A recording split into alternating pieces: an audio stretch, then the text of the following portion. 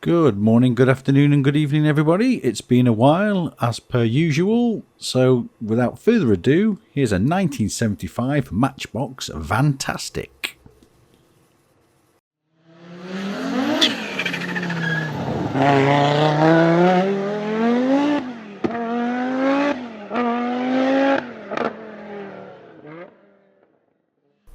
So then, here we have another one of these cars that I had classics as from a kid. It's from 1975, that's the casting date, probably not the actual car. It's one of these ones I never particularly liked or disliked. It was always sort of a B-roll footage in my mind, and I was doing car chases and things like that. So I never particularly played with it a lot, but I had a few of them. Some of them were plain like this, some had stickers on, some had engines popping out the bonnet. So I didn't know if I really liked it or loved it. I don't fully know, but it's grown on me now over the years. So I wanted to do my own little take on it and mash it together with one of these more modern day Hot Wheels Frankenstein-y type cars. It's got a lot of nice little details on there that I can use, and I'll probably use this casting for another project going forward in the future as well. But the engine in this was quite decent. I didn't want to go to the full effort of making a whole styrene one, so I'll get cracking with this actual car itself and see where we go with it. So I've already done videos on how to remove the paint and how to remove the bodies, which I'll put links in the description further down so you can jump straight to that and not bog this one down. But I'll have a quick look at it now we've stripped the paint off it. And as always, there's a lot of nice little detail in these cars, even for one that's over 40 years old now. It's got nice little roof rack area, some nice little body lines and nice sharp details in there. Again, windscreens are windscreens as they are. Don't know why they bothered doing them in silly colours, but we'll throw that to one side. Interior wise, it's got a lot of muck and grime in there. I had a lot of play with it, as I said in the day. Probably ended up in the sandpit a number of times. Quite basic in its features, but not too uncommon from the era that it was. Nice metal chassis. Always a bit of a pain to remove the wheels from these, but that's not a big deal because them wheels will go anyway. But quickly moving on to this Frankenstein. I think it's called a Frankenstein car. Won't be using that body for now, but I'll put that to one side. But what I am interested in is some of this detail, well, mainly the engine at the front, and this one, which I can cut and use very simply. It's already there for me, so I'll cut out the bonnet or hood if you are on the other side of the pond, where it's got a few little ribs underneath there, which is not a massive problem, but nevertheless, we'll get cracking and cut that away now. So what I'm going to quickly do is measure up whereabouts it's going to go. Very straightforward. It's always good to mark out before you start cracking on, like I often do, because halfway down the way you have things that don't fit in as well as you'd planned and you've made a hash of it. So you can use a bit of masking tape or just mark it out generally like this before you start getting too over eager like I have done in the past. But once I've done that, I'm just going to use my little hand pin drill and just start to mark out each corner before I get the saw blade in there.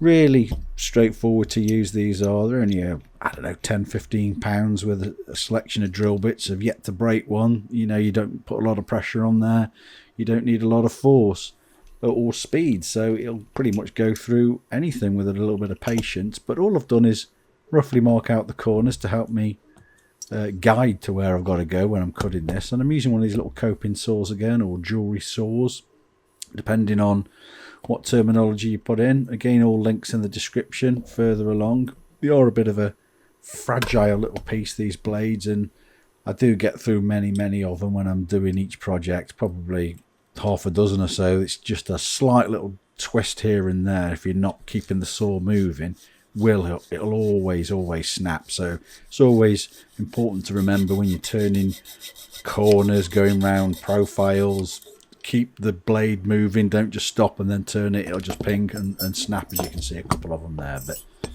a couple of minutes of your time will get through it fairly easily. It doesn't have to be too precise at this stage, because once you get, well, there you go, there's all the little blades that I've snapped on this one. Once you've got it cut out, you can just simply file it away and get it all nice and square and fitting flush to the marks of where you've marked it out. Again, little modelers files, probably £10 or so for a pack of 10 different shapes and profiles, rounds, triangles, squares, flats, whatever. But again, a couple 5-10 minutes of your time, you'll have a nice smooth opening, pretty straightforward like that. And again, if it's not quite the size you wanted, you can always open it up a bit more. So on that, it's always best to go under than over, because once you've taken it away, you can't get it back. But it's always best to err on the side of caution when you're cutting anything away before you waste it. But here you go. Just put a bit of blue tack underneath just to hold it in place for this little shot, just to show you it fitting nice and snug. So there you go. That's my little take on the engine popping out of the bonnet. And at this stage I was undecided what I'm going to do with this rear roof rack area. So whilst I was having a bit of a think about it, I stuck it on Instagram and asked everybody else's thoughts whilst I give it a quick wire wall down and see what other people's comments would be. Do I go for a full roof rack, or do I just smooth it off and take it away altogether? And it was a bit of a unanimous decision really, just to flat it and get rid of it. So once I'd given it a nice little wire walled finish and nice smooth down, and see how nice the casting was underneath, I thought about it for all of about 30 seconds and I thought, yeah, we'll make it nice and smooth, get it away from what was the original casting, the original Vantastic casting. So here, before I get to that stage, is what it looks like in a raw form with the wheels I'm going to put on it, monoblock wheels on the front. And it was at this point, actually, I hadn't realised all these years that the Vantastic, I thought it was just another comedy mashup car. I didn't realise it was actually based off a Boss Mustang. The Boss Mustang front with basically an estate rear end, van rear end. I don't know if it was a real thing in the US or it was just a made up car, I don't know. But all these years I've got all these Boss Mustangs, all these Vantastics, and I didn't know it was the same car. So there you go. I just thought I'd quickly show you, just in case anybody else was also unaware like I was. But I will do something with that casting later on, because that's grown on me quite a bit as well. So there we go. I will get on this rear luggage area removal or roof rack removal. I'm just using the grinding wheel to get the majority down. I don't want to get too precise, but it does save a hell of a lot of time just by giving it a quick lick with this. It'll whip through it in no time.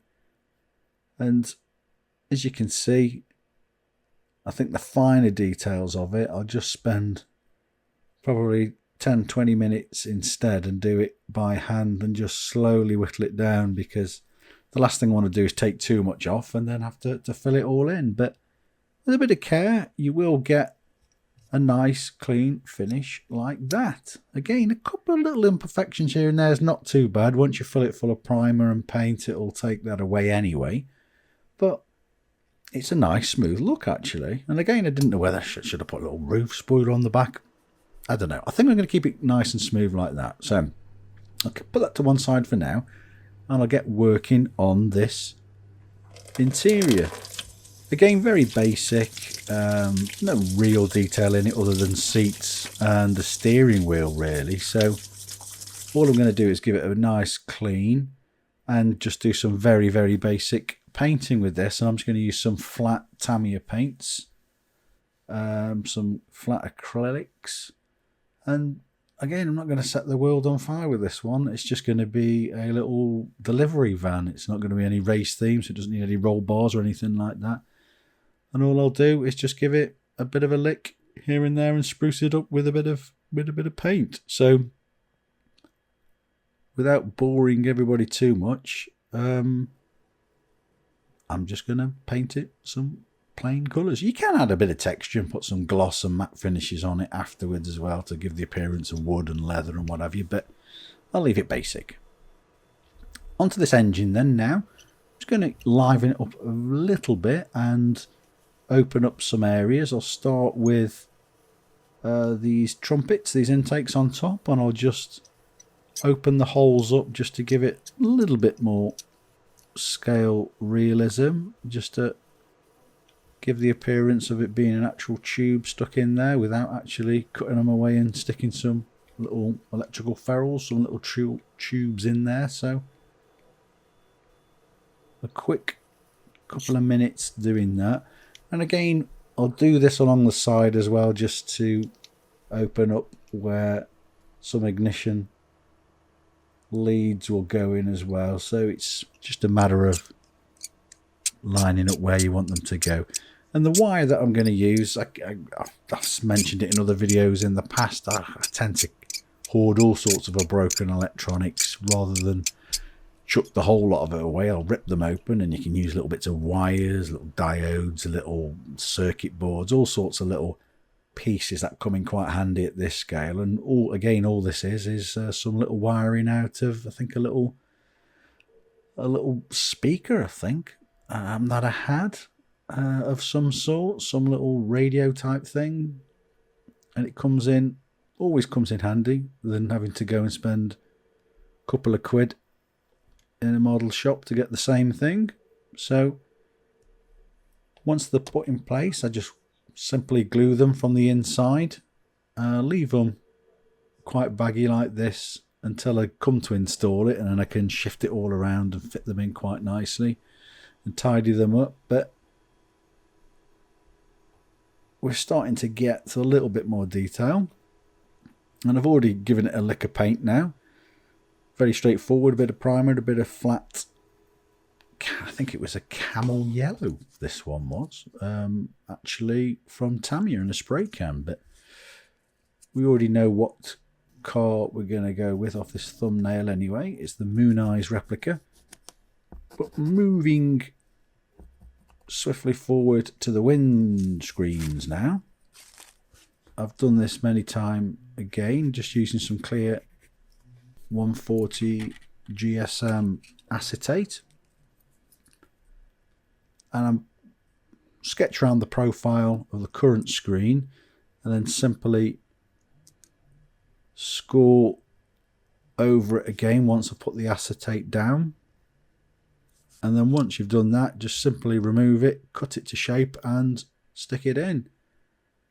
Again, I've just put it in place just for this purpose with a spot of blue tack, just to see how it fits and show you all. Now with the painted interior starting to take shape and add a little bit more detail. Very simple, straightforward car.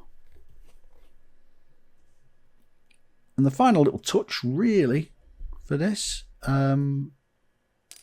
is the little wing mirror. I'm not going to put wing mirrors on, I'm going to put one wing mirror on. And I'm using one of these dress pins. You can find them anywhere really, in model shops, craft shops, eBay, Amazon, stuff like that. And it's got this little plastic ball end on which you can file down. I used to make them out of putty and modeller's clay, but you got to wait for them to dry. You waste a lot when you're doing it. If you buy them already like this, they're already done. You can simply sand them down to shape, bend the actual wire part itself, the pin part, and you've got yourself a pretty good little mirror with little fuss really. And rather than paint it, I'm simply going to dip it. And really that's all I'm going to do with this one. Just do a very simple, straightforward delivery van. So let's have a quick reminder of how it originally looked and what I did with it.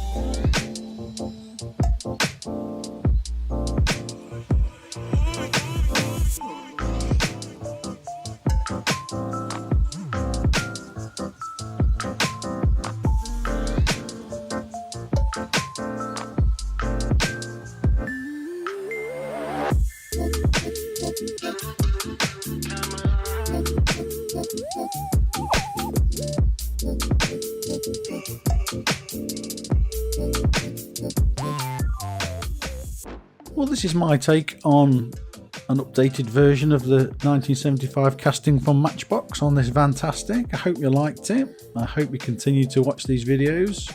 I hope you continue to share them and subscribe to them. All the very best, and until next time.